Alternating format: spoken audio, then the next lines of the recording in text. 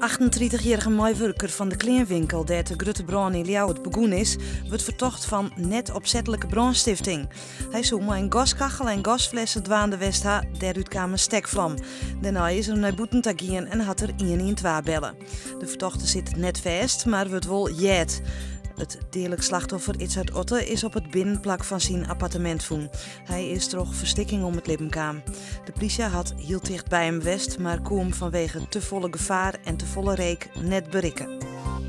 Een groep Ljouwerte radiomakkers is het slachtoffer geworden van koperdieverij. Ze hebben 24 radiokabels teruggeknipt in mijn naam.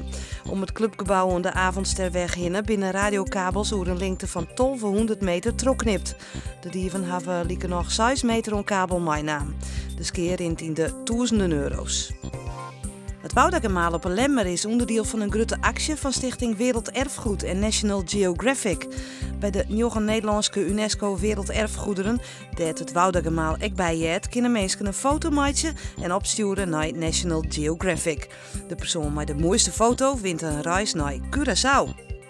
Na een mooie jesdag krijgen we joen en vannacht brede opklarings met minimumtemperaturen van 8 graden. Morgen wordt het bewolken waar, uit en terug valt er wat rein, het wordt 15 graden, de wind komt uit het zuiden en is matig ontkräftig.